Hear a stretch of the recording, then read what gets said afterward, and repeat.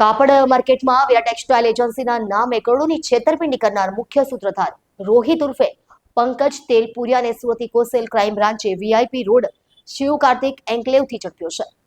સુરત કાપડ માર્કેટમાં વિરાટ ટેક્સટાઇલ એજન્સીના નામે કરોડોની છેતરપિંડી કરનાર મુખ્ય સૂત્રધાર રોહિત ઉર્ફે પંકજ ચંદનમલજી તેલપુરિયાને ઇકોસેલ ક્રાઇમ બ્રાન્ચે વીઆઈપી રોડ શિવ કાર્તિક એન્કલેવથી ઝડપી લીધો. મૂળ રાજસ્થાનના શિરોહીના આરોપીએ સહ આરોપી વિશાલ ગાંધી અને અન્ય સાથે મળી વેપારીઓનો વિશ્વાસ જીતી 27 ડિસેમ્બર 2024થી 4 એપ્રિલ 2025 દરમિયાન 4,53,00,000નો કાપડનો માલ લઈ ઠગાઈ કરી. ઓગસ્ટ 2025માં પેમેન્ટના વાયદા બાદ દુકાન અને મોબાઈલ બંધ કરી ફરાર થયો. તેના પર અગાઉ અમદાવાદ, મહેસાણા, સુરતમાં વિશ્વાસઘાત, છેતરપિંડી,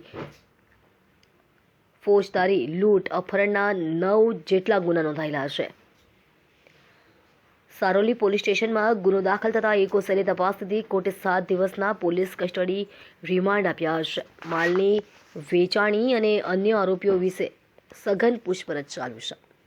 સુરત શહેર એ ટેક્સટાઇલના વ્યાપાર માટે સમગ્ર ભારતમાં ખૂબ જ પ્રખ્યાત છે અને સમગ્ર ભારતમાં અને અમુક દેશોમાં પણ સુરતમાં બનાવેલી પ્રોડક્ટો એક્સપોર્ટ પણ થતી હોય છે અને આવા જ કારણોસર ઘણી વખત વ્યાપારીઓ સાથે ખોટી ઓળખાણ આપી અને લલચામણી ઓફરો આપી અને છેતરપિંડી અને વિશ્વાસઘાતના ગુના પણ બનતા હોય છે.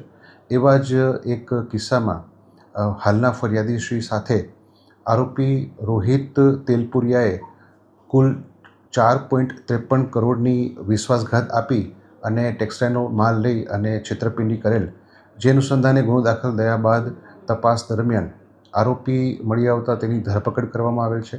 આરોપી હાલ રિમાન્ડ ઉપર છે અને આરોપી સાથેના અન્ય આરોપીઓની પણ હાલ તપાસ તજવીજ